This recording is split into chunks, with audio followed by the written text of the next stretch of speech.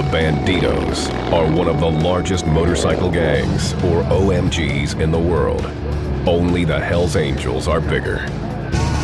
These outlaws ride Harleys, traffic drugs, carry weapons, and run prostitution rings. 2,500 strong, the Bandidos rule the roads in the U.S. and stretch across the globe from Europe to Asia and Australia.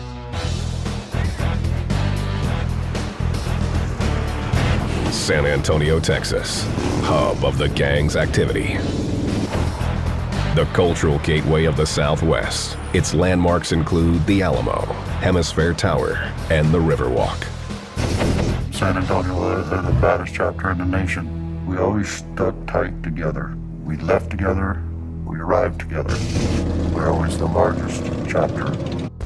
Bill, who asked to have his identity concealed, is in hiding from the cops.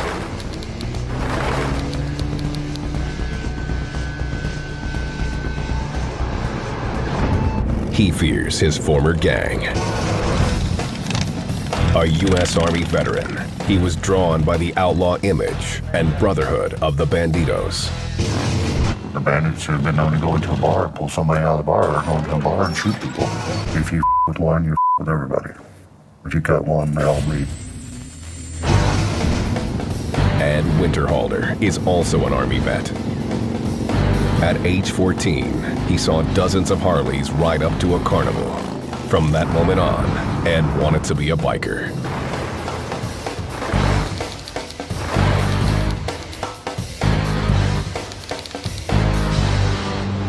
I knew then and there that's what I wanted to be, and that's what I was. It's something that's born into you, to be a biker. While 99% of bikers are law-abiding citizens, Ed and Bill wore badges of honor, showing their allegiance to the other 1%.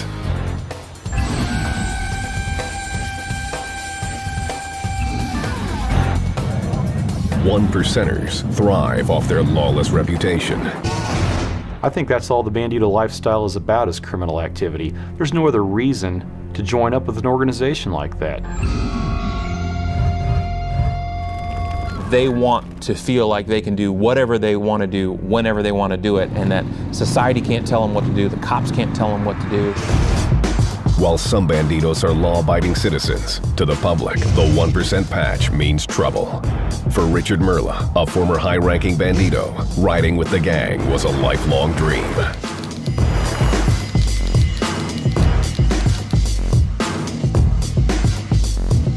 The patch was the most important thing in his life.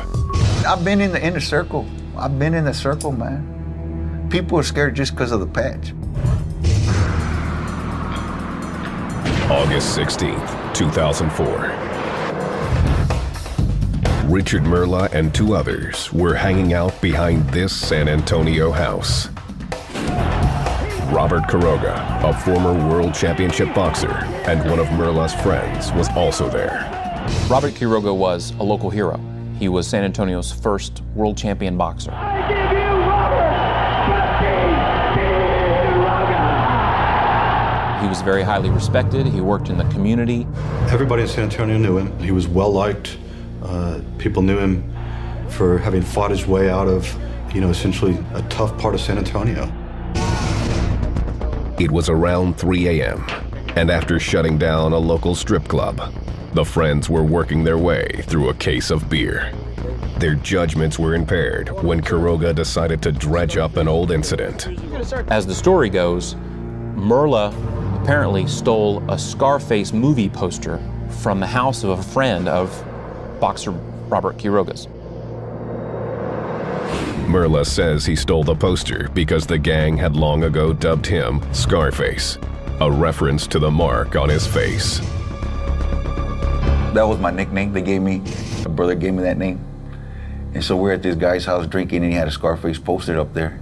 And just for the hell of it, I said, you can't have that picture in your house. That's me, that's mine. This wasn't the first time Quiroga mentioned the Scarface incident, but on this particular night, he wouldn't let it go. They were high and drunk and got into an argument about the Scarface poster. So Quiroga basically confronted Merla about it, and Merla wasn't going to have it. Quiroga challenged him in front of a bandito. To Merla, it was an inexcusable insult. Disrespect a brother in front of another brother, you automatically react. This was a childhood friend and a friend of the Bandidos.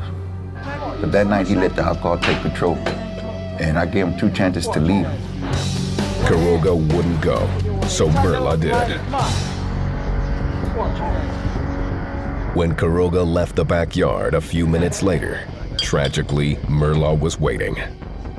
That's when the other 2 guys heard him yell, "No, no, no." And they looked out and they saw Merla. It looked like he was punching him, but he had a knife in his hand. And so it looked like he was punching him, but he was really stabbing him. It was a fist fight till the knife came out. I got cut here and I got cut here. Didn't even know I was cut. And I just overpowered him and took the knife and used his own weapon on him. Merla fled the scene, not knowing whether the boxer was alive or dead. But he knew one thing. He had taught Quiroga a lesson. Ain't nobody supposed to disrespect a brother. Being one of the brothers was Merla's goal since an early age, when he first saw the Bandidos in his hometown. I always used to see him running, riding around San Antonio. I always wanted to be one, Merla came from a large Catholic family. He was athletic growing up, playing baseball, basketball, and soccer. He credits his father with raising good, solid children. It just so happened to be that out of all the kids, I was the black sheep of the family. I just took the wrong direction, and ever since then, I just been in and out of jail and prisons. In 1983, Merla, then 17, shot and killed the stepfather of his pregnant girlfriend. He said he was defending her from abuse. Merla was convicted of voluntary manslaughter and given 5 years probation.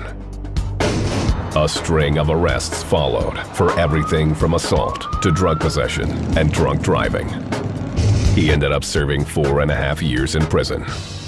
In 1997, Merla had just been released when a member of the Bandidos asked if he'd like to join. I said, no, I just got out of the penitentiary. I've been taking orders for the last 5 years. I'm not ready to take orders as a prospect into the Bandidos. The lure of a renegade lifestyle proved too tempting. Merla bought a Harley and became a Bandito. He was quickly drawn into the Brotherhood and its FTW attitude.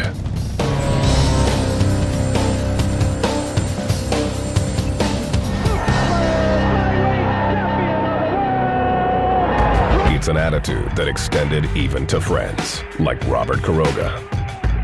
One thing you don't do is you don't disrespect a Bandito, or you don't talk back to them, because they'll let you have it. You mess with Scarface, you gonna pay. You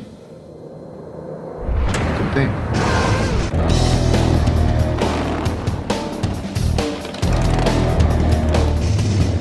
The Bandidos, an outlaw motorcycle gang, travel in packs.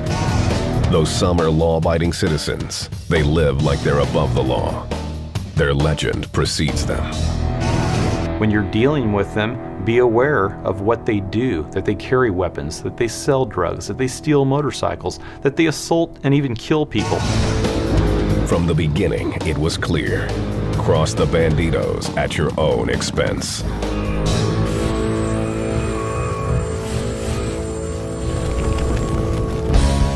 It was 1966, and Donald Chambers, a Marine veteran, had returned from Vietnam. He came up with the idea of putting together a group of men who shared a common interest: their bikes and living on the edge.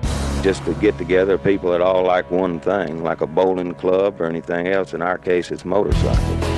The group quickly developed an outlook on life and the way a biker should live it. We like to tell people that the club was not in the business. You weren't supposed to give anybody any. You weren't supposed to take any from anybody. The Bandidos were following in the footsteps of other big biker gangs through the years. In the 1930s, the Outlaws dominated Illinois. In the 1940s, the Hells Angels roared into existence in California. In the late 1950s, the pagans arrived on the scene in Maryland. The 1960s became the Bandidos era, and they claimed Texas as their home turf. Chambers began to create an image for the gang. According to popular legend, he adopted the red and gold colors from the Marine Corps. The gang's name and mascot, Frito Bandido, were supposedly stolen from the corn chips that are still popular today. Ed Winterhalter, who was a member of the Bandidos for 7 years, says that's fiction.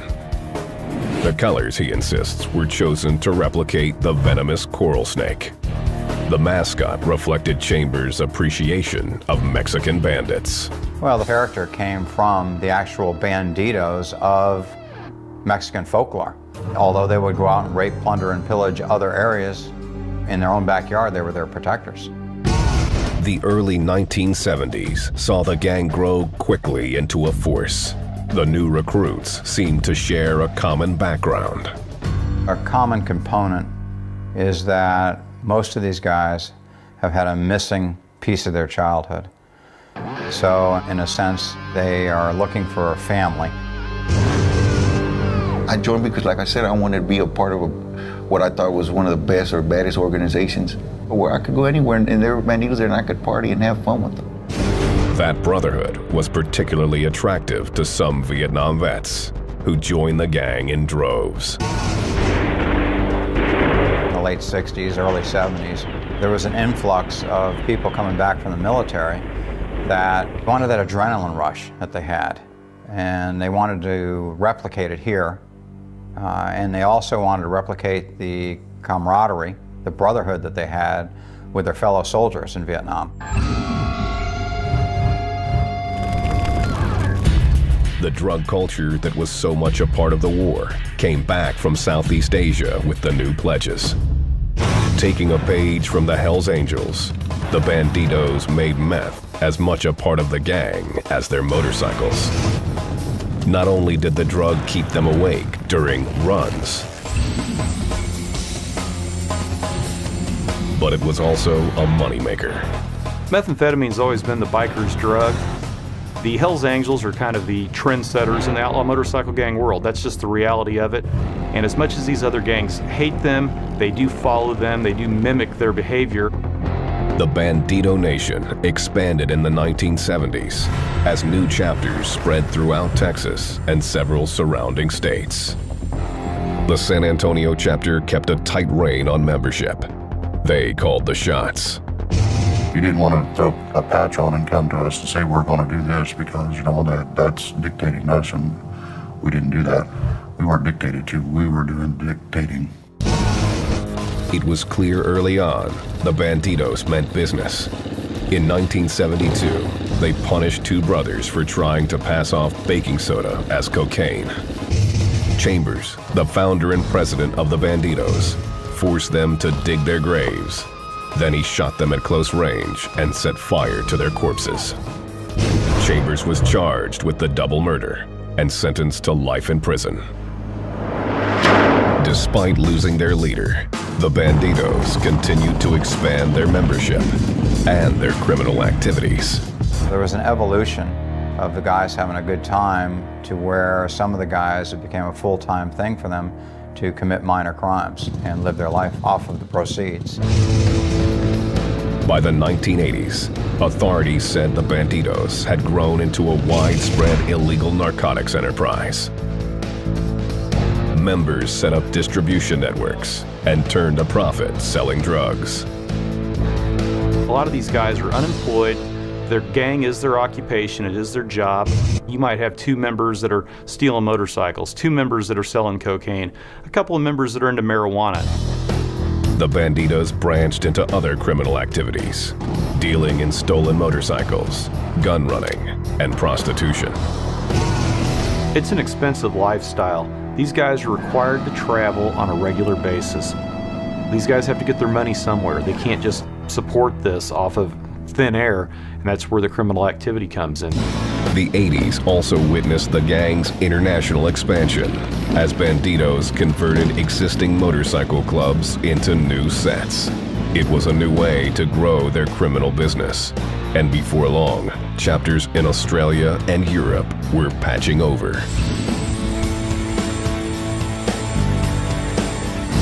You have to get international because it gives you access to foreign chapters that have access to narcotics that can help you with importation and with your drug distribution network.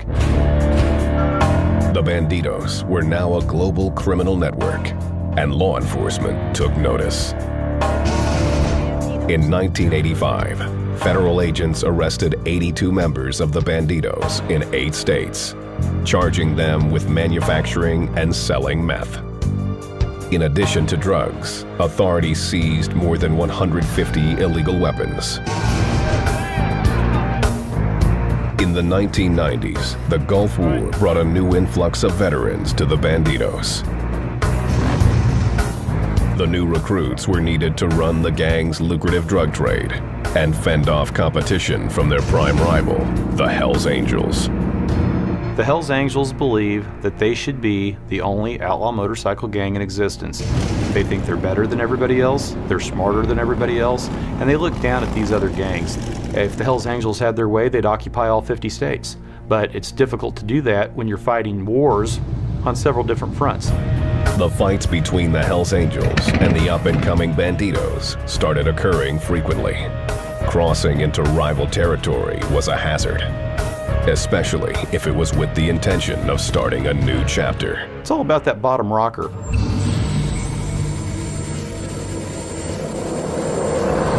If you have Texas on your bottom rocker, then you're claiming Texas as your territory. Just the same as a Hells Angel would claim California with his. When you move another group into that equation, you're going to have problems. In 1996, the Bandidos' war with the Hells Angels literally exploded. Police suspected a member of the Bandidos launched an anti-tank grenade into their rivals' headquarters in Copenhagen, Denmark. 2 people were killed. At least 15 more were injured. The Bandidos were in the biggest battle in their history, and Richard Merla, aka Scarface, was about to become a top soldier. In 1999, a man named John Portillo stepped in as president of the powerful San Antonio chapter. Merla says that Portillo tapped him to be his sergeant-at-arms, the chief of his security force. You could depend on me. I wasn't going to run. I wasn't going to fade away. You know what I'm saying? Merla possessed the quality most prized by Bandidos: loyalty to the Brotherhood. He was quickly awarded the gang's coveted Expect No Mercy patch. The patch is given to members who have done something beyond the normal call of duty for the gang. And I ain't talking about going stealing a motorcycle for them. I ain't talking about selling dope for them, like that.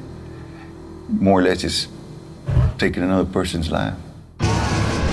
It's worn right here in the front, where you with the circle patch and put it right there. By now, violence and drugs permeated the Bandidos from top to bottom.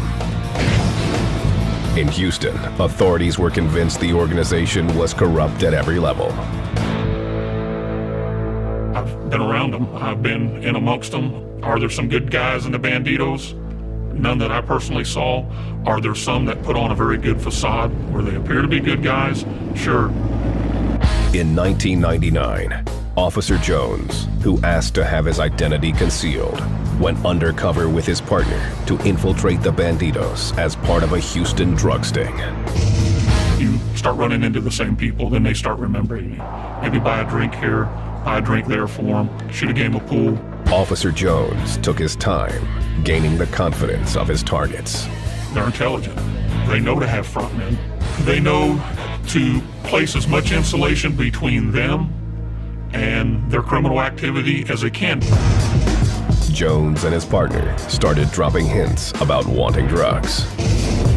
After a few months, they were allowed to buy from the Bandidos. During the deals, they listened to members brag about stealing motorcycles.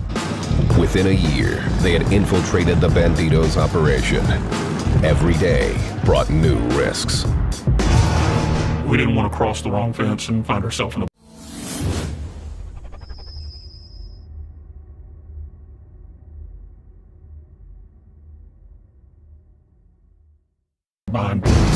investigation uncovered large amounts of meth, cash, guns, and knives.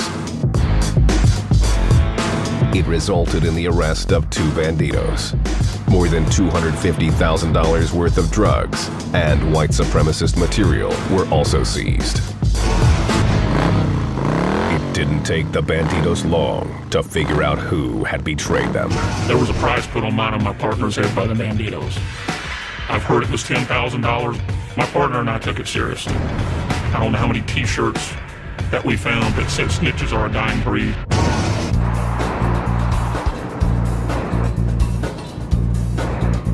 Houston, Texas, 1999.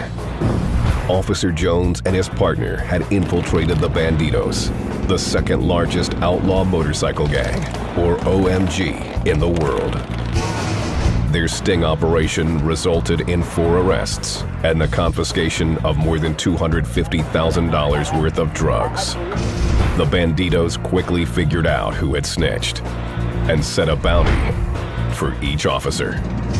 My partner and I took it seriously. We took it very seriously. The Bandidos, who insist they never target cops, eventually removed the price from their heads, but only after receiving proof that Officer Jones and his partner were policemen, not informants. Officer Jones still steers clear of the Bandidos. There's not too many places I go where there are bandidos, but if they're there and I show up or they show up after I'm someplace, I leave. It's not worth the risk. Just the fact of wearing that patch carries a great deal of respect. That's somebody to be feared, somebody to be wary of. And they know that, and they feed off of that. They feed off of the fear of the public, and they like to intimidate.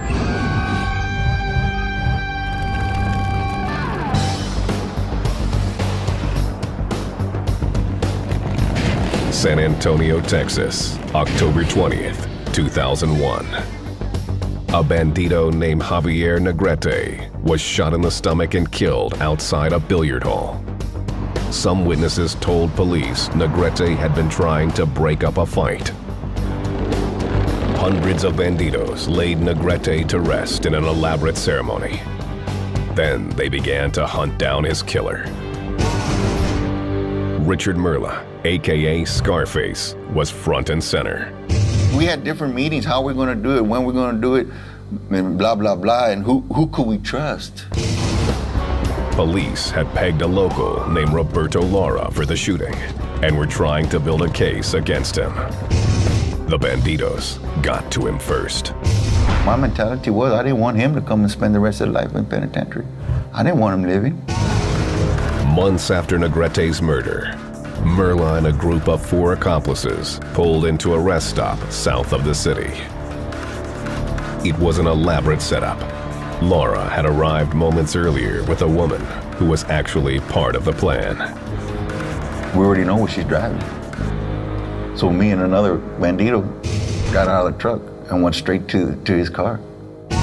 Merla and the Bandidos pulled Laura out of the car and shot him 11 times. Once he fell to the ground, that was it. We unloaded 2 pistols, 9mm and 22. Empty it.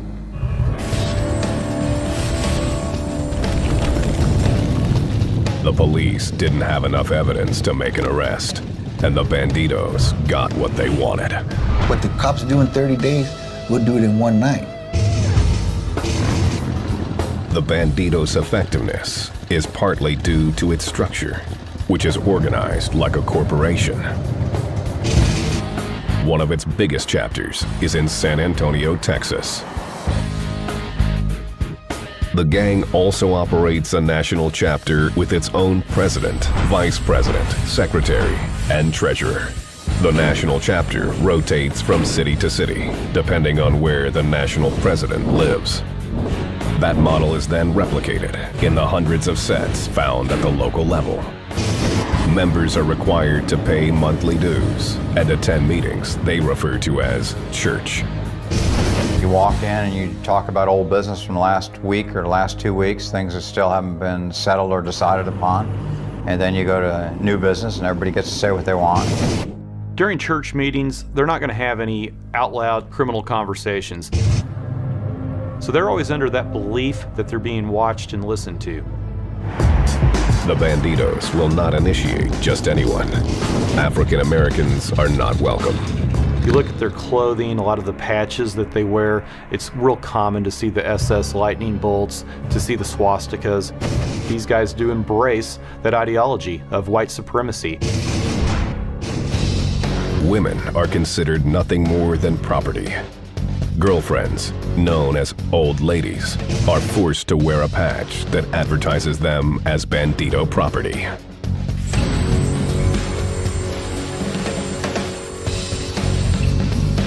Bandidos put their women to work as prostitutes, exotic dancers, and drug distributors. If a so-called old lady resists or talks back, the Bandidos counter with force. Women get their teeth knocked out, they get their eyes blackened. It's common practice. And they look at it as, you know what? If things don't work out, something happens. There's a line of other women that are waiting to take her place. There's also a waiting list to join the Bandidos. Each chapter recruits trial members. It's kind of like a farm team that you would have in sports. You bring a person into that gang, you can kind of monitor them from afar, see how they're doing, see what kind of person they are, how they handle themselves. If a man is well liked, he'll be invited to become a prospect. They want the guy who's the street fighter. They want the guy that's the bar fighter. They want the guy who's got the reputation, the street creds, maybe he's been in prison 4 times, that they know hasn't cooperated with law enforcement, wouldn't cooperate with law enforcement, and will do their bidding. Prospects are on call 24/7 and must do things like pick up brothers who've broken down on the interstate. It's very similar to getting involved with a fraternity.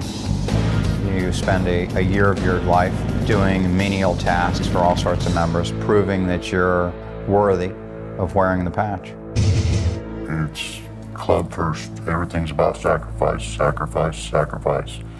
The club's first, your family, and then your job.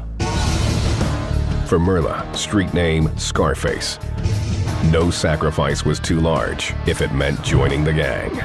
I was a very dedicated member, very dedicated. Really, it took a lot of time away from my family, but they understood this is what I wanted to be for the rest of my life, was a bandito. Once a prospect becomes a full member, he's allowed to show his gang affiliation by wearing the patch. The gang has several standard issue patches they wear on their vests. In addition to the 1%er, they might be seen sporting a number 13. The 13 is for the letter M. It's the 13th letter in the alphabet. So it was for motorcycle. Other patches are marked with club mottos: God forgives, Bandidos don't, and BFFB.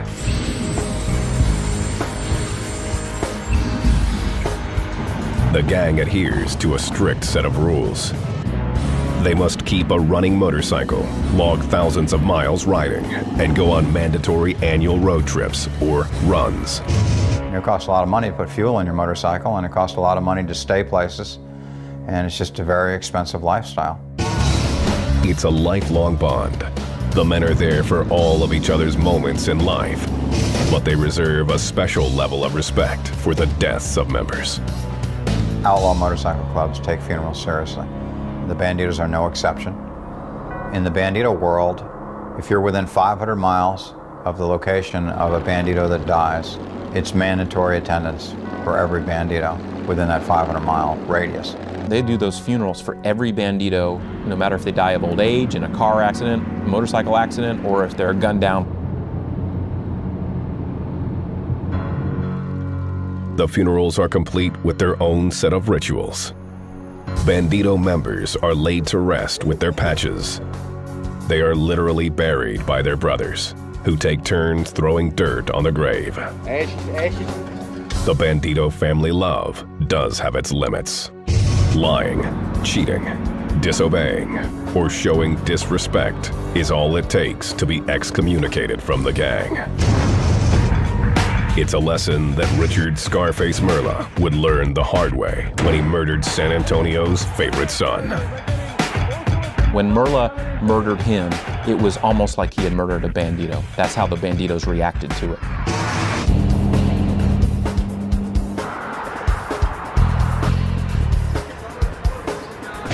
San Antonio, Texas, August 16th, 2004. A fight between Richard Scarface Merla and his friend, championship boxer Robert Quiroga, got out of control when Merla stabbed Quiroga nearly 15 times. Once I saw blood, that was it. There was no stopping me then. It took quite a while before we finally did go down. He tried to stagger out and get to his truck, which was out on the street. Merla fled the scene. It never occurred to him that this night would mark the beginning of his downfall. So after all that happened, I just got in my truck and took off. I didn't know he was dead till the next morning when it came on in the news. It was senseless. No mercy. I don't think anybody deserves to be stabbed 18 times in the back. I'm be straight up, you know. I don't have to lie. He was a good dude. He helped me out. He helped a lot of Bandidos out in San Antonio. But that one night, he let the alcohol take over, and it cost him his life. Police quickly issued a warrant for Merla's arrest. He figured the Bandidos would rally around him. Merla hadn't counted on two developments. One was the outpouring of public grief when news of Quiroga's gruesome death came out. The second was the Bandidos' allegiance to Quiroga, a local hero. When Merla stabbed him to death, that was the ultimate affront to the club. In a press conference, San Antonio's top Bandito, John Portillo, the man Merla says chose him to be his sergeant-at-arms, was quick to distance himself and the Bandidos from Merla. This was not an action of our club. We do not condone this. This was the act of a coward that is no longer a member of this motorcycle club. Merla surrendered to the police. No comment. I know that nobody was happy with him, and I also think that at some point he realized he just didn't have any money, and he had nowhere to go, and there wasn't anything he could do except try to get himself to where he wasn't going to be in danger anymore. The prosecuting attorney, Jim Wheat, immediately went to work, building a case against the man who killed one of the city's favorite sons. This would be about the same length, about almost the exact same size as the knife that Merla used. We never did find the weapon. There was no weapon, but the prosecutor had plenty of evidence. Wheat had testimony, Merla's truck, his DNA, and the victim's corpse. One cut wound on his face. You can see on his back that there are a couple of different knife wounds on the shoulder, one on the top of the back. It was either him or me, because this cut on my leg would have went in centimeters deeper. It would have busted the main artery, and I wouldn't be sitting here in this interview today. The physical evidence led the prosecution to shrug off Merla's claim that he had committed the murder in self-defense. If you just want to stab somebody once or twice and try to get away to your truck, that's one thing. You know, that could be a self-defense case. When you stab somebody 20 times, it's because you hate them and you want them dead. They also noted blood patterns. There was a struggle. It's all Robert's blood, you know, where the attack happened. Merla doesn't start bleeding until he's actually leaving and walking away from the scene. Prosecutors concluded that none of Merla's injuries had been inflicted by Quiroga. Instead, the location of the cuts suggested they occurred as a result of the knife slipping from Merla's hand while stabbing Quiroga. This is the way Merla is. He gets mad and he attacks people. And that's the way he's been before. That's the way he was that night. And then afterwards, he didn't act like anybody who just had to fight somebody off.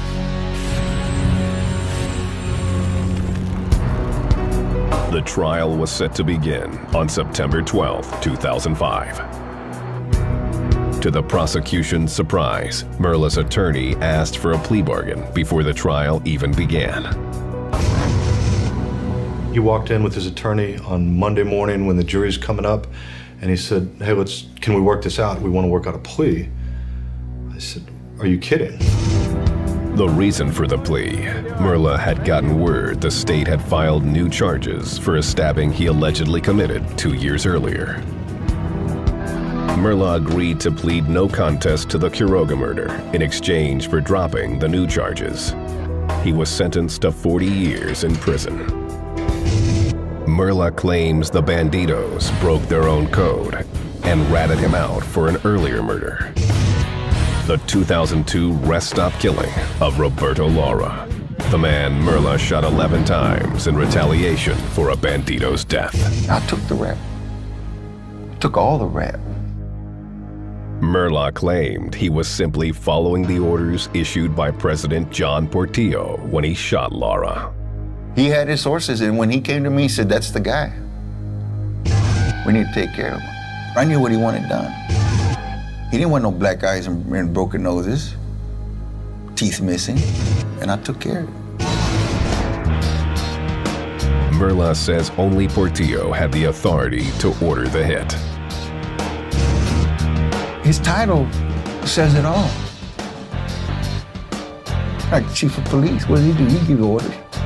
Portillo has refused numerous interview requests. He adamantly denies ordering the murder and hasn't been charged with any crime. If I wanted to, I could have been like them and snitches, but it's against my own personal beliefs. It's pointing the finger at other people, man. And they know it. They know it. Former Bandito Bill feels Merla shouldn't have been given the shaft by the gang. He's a good person. He's no different than anybody sitting here. If you needed something, he'd give it to you. If you were broke, he'd give you half the money he had in his pocket. Whatever you needed, he would do for you.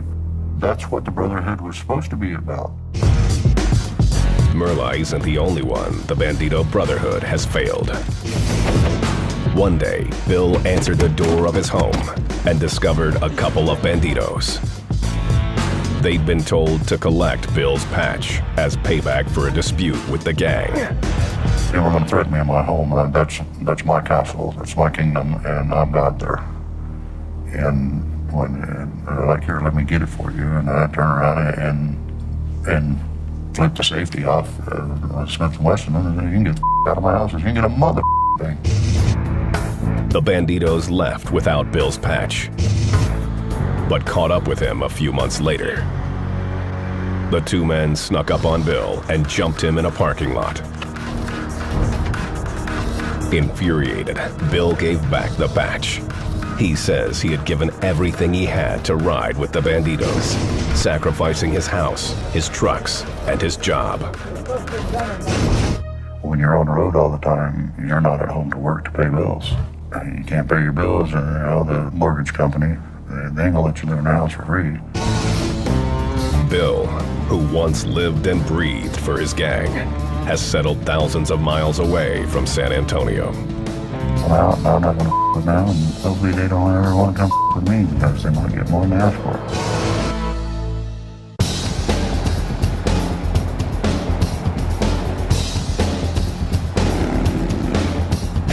San Antonio, Texas, home of the Bandidos. For decades, the outlaw motorcycle gang has trafficked drugs across Texas and the rest of the country. You know that money's coming from somewhere. You can't be naive to that fact. And you have to realize that, yeah, there's something going on. These guys are involved in some kind of illegal activity. Washington State, June 2005. Federal and local authorities arrested 19 members of the Bandidos, charging them with everything from kidnapping to assault and drug distribution. Today, the Bandidos are concerned about their image. Members are strongly encouraged to take part in community events. They've also upped their web presence. Anyone can now log on and buy Bandito merchandise. It's all part of a strategy to soften the gang's image. There's a lot of Banditos now that have crew cuts, nice trim goatees. Personally, I think it's a smart move. You clean up your image. The public, the perception is, oh, they're not that bad of guys. They could walk up to you in a bar at a grocery store, whatever, and you would never know from their outward appearance that they are Bandidos. Bill, who was kicked out of the gang, isn't buying it. This public image perception thing, that's bullshit. I didn't care what people thought of me as a Bandito. And why do they care how the public perceives them now? Why should they care? Authorities aren't buying it either. In 2006, a farmer in Ontario, Canada, discovered the bodies of 8 men stuffed into cars that had been abandoned on his fields. The victims, all Bandidos, had been shot execution style. It took only 1 day for police to arrest 5 people for the murders. One of the suspects was a Bandito. The reality of it is these guys clean their own house. They police themselves very well. That can be all the way down from somebody needs their butt kicked and they take care of it, to somebody needs killed and they take care of that. It's no surprise to authorities who say the gang is as dangerous as ever. They have websites. These guys are on MySpace. They're networking with each other. They're talking to other criminal organizations. It's not just about bikers. It's about anything. The Bandidos say they're no angels. They totally admit it. But what they also want to say is that they're not some huge organized criminal enterprise. In 2003, after nearly 20 years around the gang, Ed Winterhalter walked away from the Bandidos. He says meth had become too much a part of the lifestyle, but he doesn't harbor hard feelings about his former gang. I'm thankful for the times that I got to see the rest of the world and got to meet a lot of people from a lot of different walks of life. Richard Merla has a different opinion. Sitting in his prison cell in Gatesville, Texas, he has nothing but burning contempt for his former gang. They cut me loose because I committed a murder, okay? There was no bylaws in the Bandido that saying, if you ever commit a murder, we're gonna kick you out. I'm an outlaw, man.